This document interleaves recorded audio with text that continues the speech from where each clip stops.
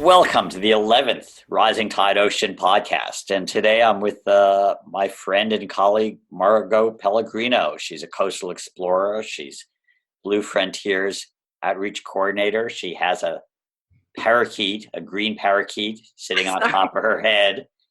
That's, I should have warned you. I had a feeling. well, that's a good place to start. Tell us about that parakeet sitting on your head. Well, he's actually a conure, and which is a South American parakeet, and he has this unique ability just to show up when things start. I don't know, when you don't want him to, and usually he hangs out with my son. He loves Billy. Billy is his best friend, and he'll makes it difficult to kiss Billy goodnight at night because I always get attacked by the bird. Well, every pirate has to have a parrot, so There you go.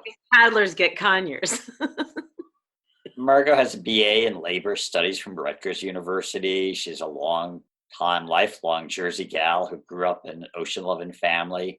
Out of concern for the state of our ocean, what that means for the future of her children, paddling as an ocean activist. One-woman outrigger canoes from Miami to Maine, Seattle to San Diego, in the Gulf of Mexico, from New Jersey to DC, for our March for the Ocean in 2018. And her last epic paddle was from New York to New Orleans via the Great Lakes and Heartland River Network. You've always been athletic, but tell me how you first got into your epic paddling adventures. I guess the first big one was Miami to Maine in 2007? Yeah, yeah. What inspired that? I think it was a culmination of things, plus the big push of, it was almost like a thing done in grief. My father, who had been, other than my husband, my best friend, had passed away suddenly in 2004 in June. And I think, you go through your process of grief, and my dad was always a big ocean lover too. And he was also someone who, had a lot of dreams, had a lot of things he wanted to do. And somehow, other things got in the way of him doing what he wanted to do. So the loss of my father, the ultimate, the huge responsibility, as it was completely dawning on me that of having these children that I am responsible for, and I need to leave them a planet as at least as good as I found it. And there's no way I can do that. There's no way that's going to happen unless we all get together and change things as they are. And being an ocean person and having collected all these articles and going through my father's magazines that he saved about the impending collapse of the ocean and the issues facing it, it was like, this is too big of this is not like a banking collapse and you need someone to bail out a bank. There's no one that's going to bail out the ocean. So I figured, I need something epic that would be relatively safe too, not something that crossing the ocean. I do have 2 kids after all, so I have to come home to them. And so Miami to Maine really was just a pretty sentimental journey too. My father always used to sing about the moon over Miami, and we vacationed in Maine. So consequently, we did, that had to be the route. And I knew there was an intercoastal waterway. I also hike parts of the AT, the Appalachian Trail. And so I figured, people hike the whole AT, and there's a certain logistical arrangement that you do beforehand. It's easy to do, and you take care of a few details, like where you're going to get packages to whatever post office at whatever time that you're going to need them, and you can coordinate that and hike the whole thing. And I figured that would be what I would do from Miami to Maine, and With a outrigger canoe. Yeah, because that's the most seaworthy. I think, people say the kayak is, but I feel like the Polynesian style outrigger canoes are probably more time tested and in more seafaring, adventures than a kayak. When did you take off? What was it like? When did you launch? And tell us about your trip. Okay. May 7th of 2007 was the first day. And that was, actually, we found out a couple days before that there was some stormy weather ahead. We didn't realize how bad it was. And apparently May 7th was the first tropical storm of the season, with 40-mile-an-hour winds out of the northeast. And it was just brutal and I would say 90% of that trip from Miami to Maine was headwinds, and sometimes really, really bad headwinds.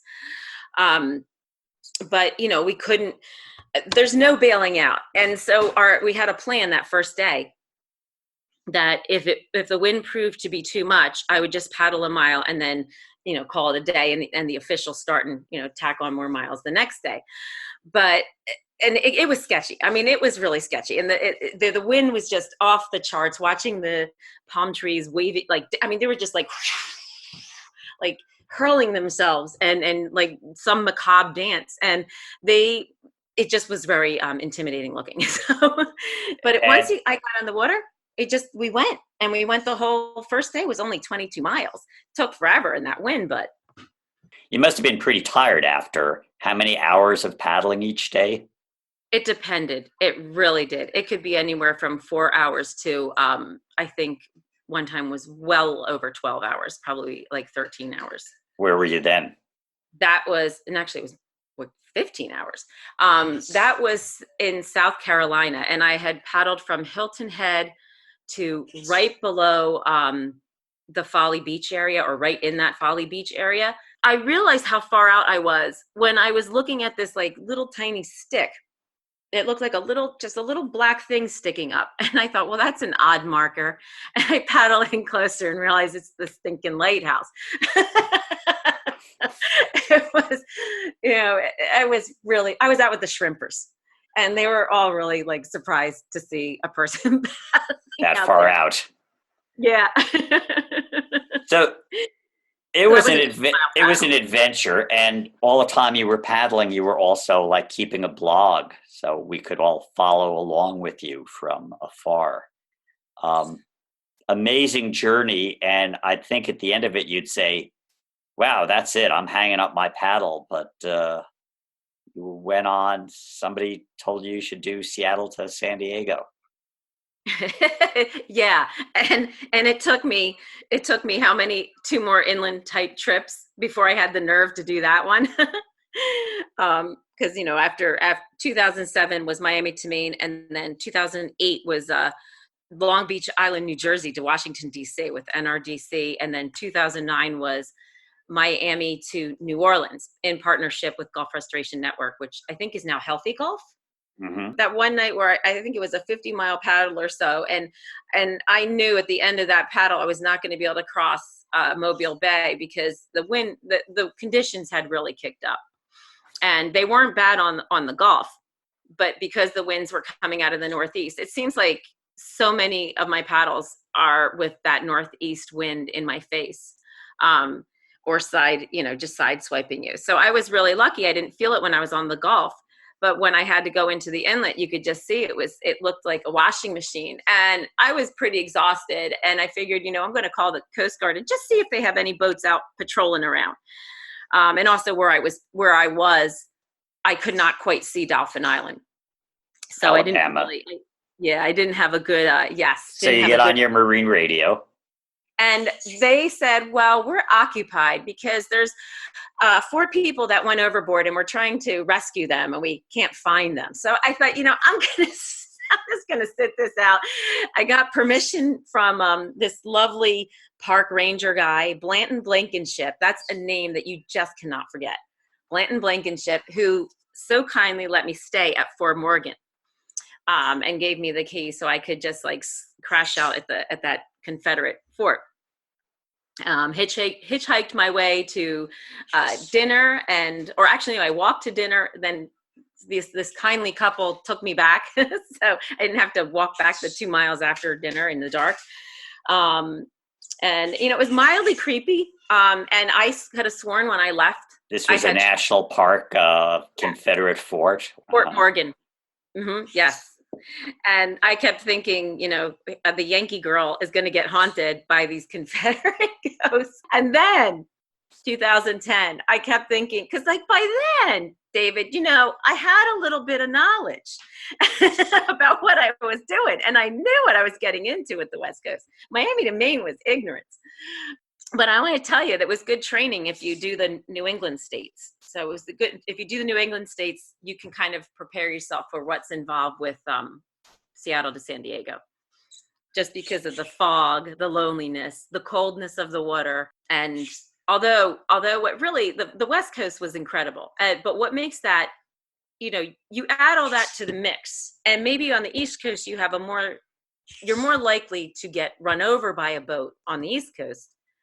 Although maybe that's not entirely true, because on the West Coast, they're just not going to expect that you're even out there, because it is really lonely. That was big water and cold. And I have to tell you, you and Viviana did an incredible job with the press, because that turnout in Seattle was probably the biggest kickoff that I've had for any of my paddles.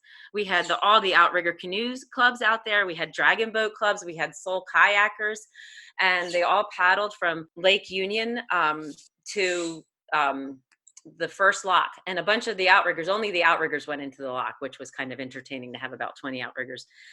But from then on, the interest became, it was really funny because various media outlets then were focused on, is she going to make it?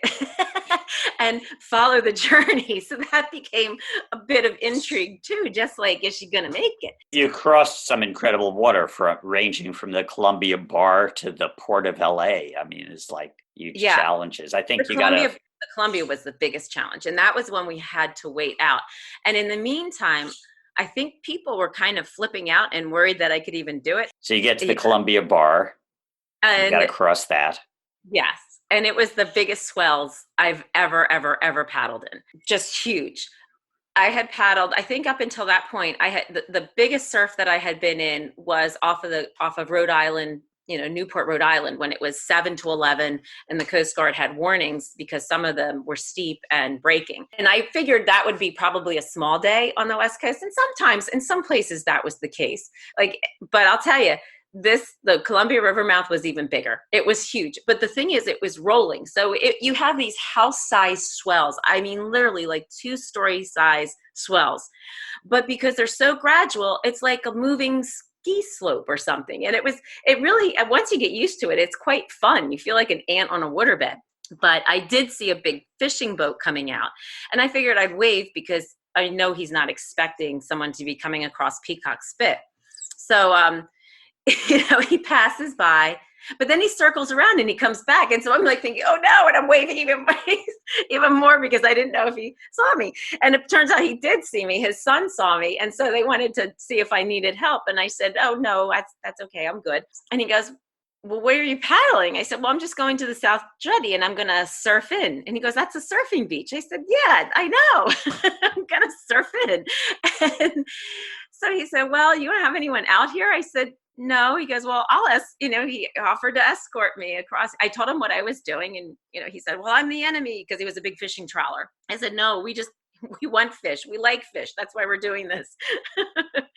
You got to help and conserve the ocean if you want to eat fish. I mean, that's just, how it goes. So he was very helpful, which was really nice because it was big out there. And I was absolutely surprised I was moving so slowly. I mean, I was like trying to bang it out as hard as I could and only going about 2 miles an hour, not even in spots. And, I asked him, I said, I thought I figured the tide right. I thought it was incoming. He says, yeah, but there's still an incredible downward flow from the river. So even when you're crossing with the tide, you are still going up against some serious river current.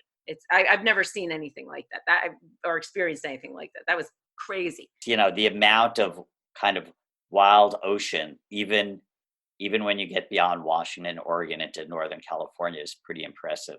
The wild coast that you paddled there. It was so incredible. It was, it really is a mind altering and life altering experience, because there's, it's wild, it's wilderness out there. It's absolute utter wilderness. And it's just you and the ocean and the creatures in the ocean too. I did run into a sea lion, and I think that might have been Northern California. Honestly, I have to look at my notes. Okay, well, insert a barking sea lion right here. He was huge, and he almost wouldn't get out of the way. Like, I didn't want to try to turn. I figured I have to look stronger than him, so I'm going to keep going toward him because I didn't want to appear. I don't know. Will they give chase? Because we have heard of. Before I started, I had heard of an incident where a sea lion attacked a guy's canoe and bit the ama. Yeah. And left holes. So I just kind of just really didn't, and I figured if he's going to hit the ama that hard, then I might just go right over, and who knows, then, he doesn't seem friendly at all. So eventually he did back down, which was good, but it was amazing. I was close enough to him and the wind was still enough. I could smell his very fishy breath. It was that close. Mono Silo or Yes. Womano Silo. But it is incredibly wild. I really. What other animals you see out there? Yeah. Saw seals. So sea lions, seals, of course, tons of bird life, tons of birds. And I did see a shark in Malibu. Probably a great white. We're paddling across Monterey Bay and got a late start and get to the middle and saw these whale watching boats and figured, well, maybe they're seeing something. And of course they were watching these big whales, the right whales. And of course everyone's watching and we're trying to stay away from them. And they instead come over to us. And the one big whale comes over and goes right under my friend's ama. We really thought they were going to be flipped. I thought, you'd done the Gulf, the Atlantic coast, the Pacific coast. If I didn't see you, you're not a cold water person. I didn't see you running the Arctic. I thought you were done. And you came up with a very interesting final epic journey. Yes, that was actually sort of in a roundabout way. It was Trenton, but it ended up being New York, the Big Apple to the Big Easy. But, New York to New Orleans. Yes. Via New Jersey. New Jersey's always forgotten by us New Yorkers. Yes, it is. Yes, it is. And, it was very different. It was a very different paddle. It didn't have the wildness and aspect to it or the high danger aspect of, just open, rough waters. And it didn't have, a lot of what the West Coast had, but it did have something really different, I think. And you could do a lot more contemplating on this kind of a paddle because you're on very flat waterways. And your route was up the Hudson, through the Erie Canal, into the Great Lakes, and down the river networks associated with the Mississippi River Basin into the Gulf. Yes, the 10-Tom Waterway, which is also kind of has a unique history. Okay. So this was a more contemplative, and this was where you really connected all the waters. You connected the seaweed, the marine grassroots groups with all these people fighting for clean water in the heartland. Mm-hmm. Yeah. And the Rust Belt. And, it was an eye-opening experience on a different level. You see a lot of dying towns. You see, people that are just a lot. Heard about drug problems, especially when I got into Satilla, Tennessee. There's people are just. It was a sad story. It was a story of resilience too, and good people. But yeah, there's so much more that could be done in the heartland, and it's definitely our lost coast and our forgotten coasts. And one of the things that struck me is you wrote about the towns you paddled through where when they turned their back on the river and the water, they were dying towns. And when they rediscovered the waterfront, you saw this revival of economy and hope. Can you talk a little bit about that? Yes. Because that is absolutely so true. I mean, I would like to see where some of those towns are right now. Especially, I'm totally blanking on the name, Grafton Harbor. Totally got whacked in the latest round of floods, I think, last year. Just horrible. But what state is that in? That was Illinois.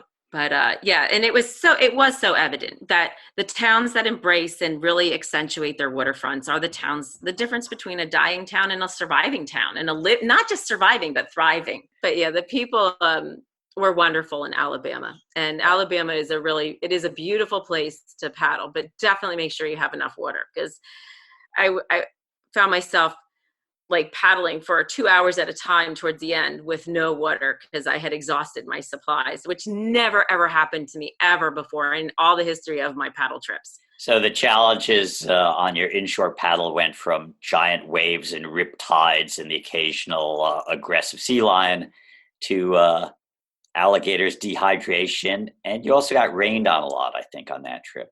Yes, it was very rainy in the beginning. Oh, and then also the barge traffic. The rain was like, I could deal with the rain. The barge traffic was absolutely incredible. And, you wonder how to play it because you want to stay out of their way, but you want them to also see you so they don't run into you because they do park the barges. There's so many that, when they park them right along the riverbanks. And tie up to cypress trees. And, that's kind of sad. But they, so you really have to be aware and have that radio on. I don't think I ever had a paddle either where I had the radio on constantly just to communicate with the barge operators. And it really did come in handy because there was that time there was a drunk guy in a kayak and they were all letting each other know about him so they didn't run him over. And of course, then I thought, I might want to know where he is just so I can avoid him. So they were happy to oblige me with that information. So this is all the heavy cargo that's going up and down the Mississippi and the rivers adjacent. And these are huge trains of big barges full of cement and everything else, grain. Yes, a lot of corn. I think there were a lot of ethanol and plants along the way too, and then also a lot of corn and soy. And that was I've never seen, like, even though going by the coastal ports, how busy they are and how much traffic and the huge cargo ships in there. The barge traffic was really the worst traffic. The river traffic on the Mississippi and parts of the Ohio and Tentom were far worse than anything I've encountered on the coast. It's sort of amazing. I mean, you have a different perspective on America when you do, especially when you're so close to the water as you've been, to see what the coasts really look like, to see what our river systems are. I mean, that's industrial agriculture you saw. In the Gulf, you saw, oil and gas and its coastal impacts with Cancer Alley, with all the refineries there. And, sort of what, after years of doing this kind of unique paddling, what's your takeaway? That we are not being creative enough with how we address all of the issues that are before us regarding ocean conservation, water protection and conservation, and also interacting with the public, and of course policy. I mean, we really we're not being creative enough, and we're also kind of being negligent too when we don't create more ways for people to interact with our waterways. You also have reached out to new constituencies. I mean, the paddle community, the kind of extreme sports folks, they know you, and hopefully you know how to turn them around and get them talking about. Yes. Yeah. There's some really good things happening, I think, in originating out of Kentucky, believe it or not. So, with my friend Jerry James starting this organization to really focus on diversity, equity, and inclusion in paddle sports. And I think it's going to be a big, huge thing once we get that thing rolling. Because part of the program that a bunch of us in this, we're calling it the Paddlers Action Committee, are focusing on is a holistic approach with getting kids on the water so that they also understand the water issues in their area. And to also educate them about where they're paddling and why, if they're out here enjoying this water, they need to be part of the solution in keeping it clean too. Oh, I forgot to tell you, recently, a couple of weeks ago, I was surfing in the inlet and there were dolphins, and they just put you to shame. Like, they're just out there playing in that inlet. There are 3 of them just popping out of this wave at the same time surfing. It was just incredible. They were just having so much fun. This was Corson's Inlet in Ocean City, the south end of Ocean City, New Jersey. Yes, in New Jersey. I mean, it's what's amazing is people don't think about dolphins when they think of New Jersey. And we also have pelicans too in the summer. So, and people don't think about these creatures. And I saw a leatherback turtle too once off of Holgate Inlet. So, it's amazing what we have. It is so amazing what we have. And it is funny though, how when you see dolphins on the beach and you're actually seeing them from the beach as opposed to being in the water, and when everyone else starts seeing the dolphins too, it's all, oh, everyone's happy. There's not one person who gets grumpy seeing dolphins. There really isn't. Off in the salty ocean, off where the waves are free, the sparkling water rises, then crashes to the sea. Out amongst the breakers, you'll have no need to fear. It's true, it's the blue frontier.